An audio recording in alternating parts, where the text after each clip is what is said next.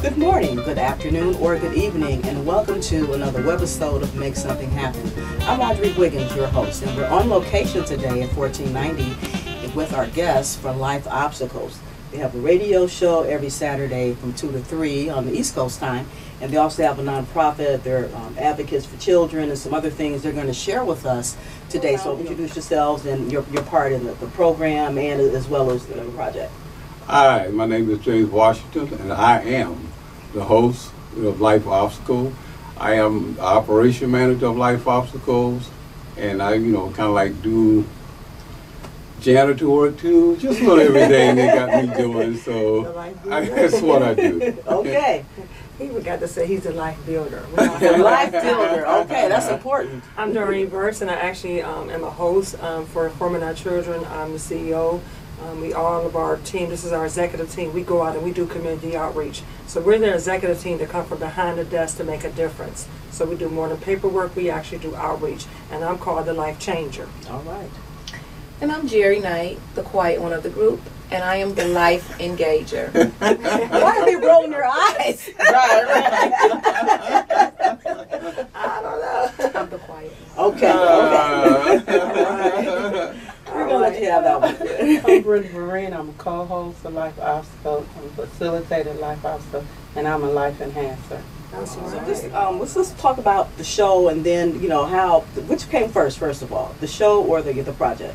Well, the organization was founded. Informing Our Children is the organization. Founding Our Children. Okay. Correct. Informing Our Children. And under that umbrella is our Life Obstacle team. Okay. And so that's how it goes. It's layered. Layers of cakes. Awesome. Okay, I'm going to remember that. Yes. So then tell us about Informing Our Children. So that's the nonprofit. That's the organization. Okay, Correct. Tell us about that. Well, Informing Our Children was founded in 1992, and it still exists today. And we still have a focus of engaging families and children. Mm-hmm. And our main thing is community empowerment. How can we do more? How can we give more? And that's what we do daily with our programs and services. And from that comes the organization outreach, Life Obstacles, what we do in the community. Okay. So yes. So what's the typical person or outreach or Informing Our Children? What is that? Well, What are you informing? To us, everybody can be informed of information. You're never too old to learn anything. We learn something every day. That's right. So therefore, with Informing Our Children, that name came about because we are still all God's children. Okay. And every day we learn, we connect, and we post and enhance each other. So the next thing is just doing the outreach to say we need to teach each other and build those skills, and all of us do that by help. But we all bring something different to the table to make that difference. Okay. And our life team is we have life experiences that are true life. So when we work with people, we're engaging with what we have been through. Okay. Because everybody goes through something. It's just that you want to share it. Right. That was going to be my next question. Yes. Is that something that any of you don't no pressure that you want to share your story? Oh yes, Anybody? we got Okay. stories. Okay. We got plenty of stories, but for me, Right. we got plenty of stories. But for me, I bring to the table incest, sexual abuse, domestic violence, single mom. I bring a lot to the table. Okay. And so that way, and also the IEP they claim you can have that you're not supposed to know none, do none. But it was just a label they gave. It didn't fit me. It was just That was easy a lie, to categorize. I had to slap them in the eye with their own lie. Right. Exactly.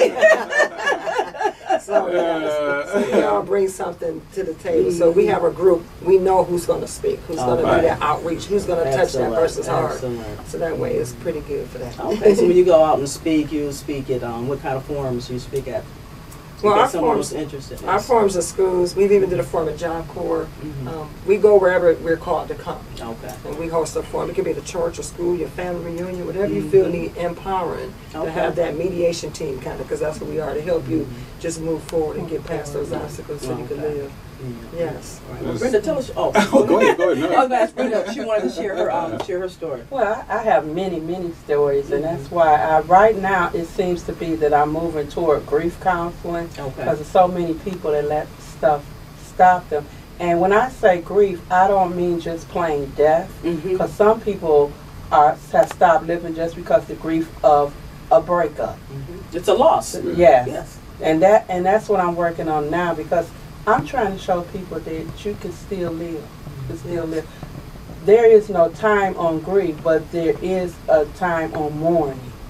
You know, and so I'm trying to teach people, yes, there's a loss, but if you take those memories, those miseries, and turn them into memories, you know, then you have to realize something too. If you didn't do your part when they were on this earth, you might be misery, you know, because we are people that supposed to help each other. I'm an enhancer because I make your life better because all the junk that I've been through. Right. You know, I've lived in the projects, I've lost my daughter, I've lost my husband, I've lost my mother, I've lost my children.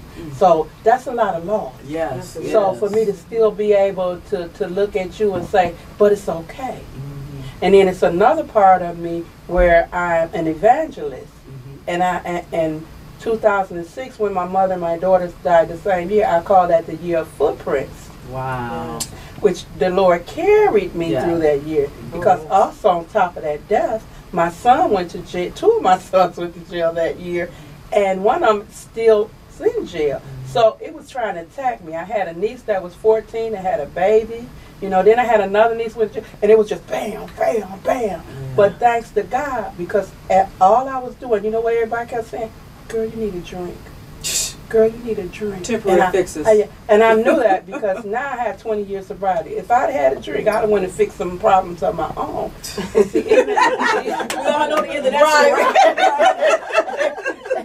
right. And even with dealing with, and I don't know who's gonna write the book first, me or Doreen.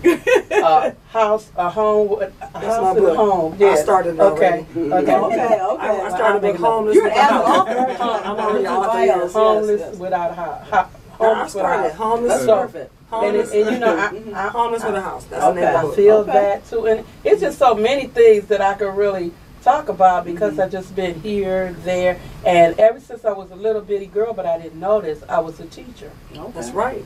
And everywhere I went, I enhanced.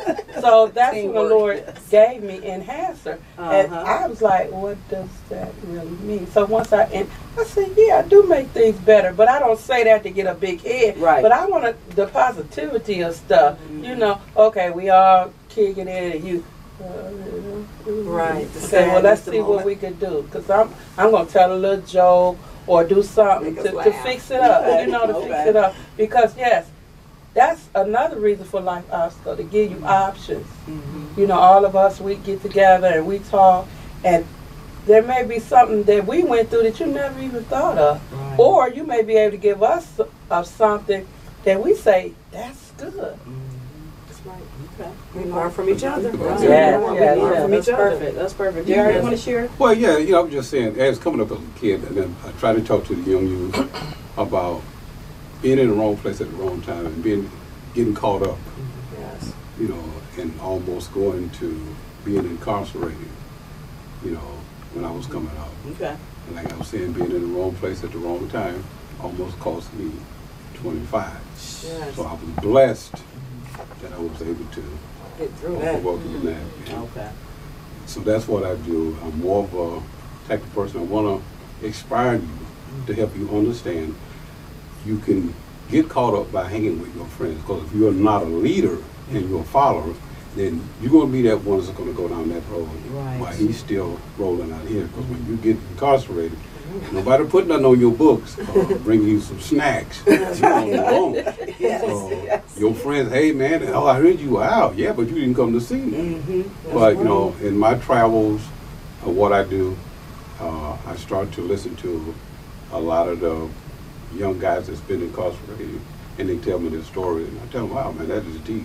I said, but did you learn anything from hanging with your friends? They're like, yes, I learned something. That's right. Not to be bothered with them.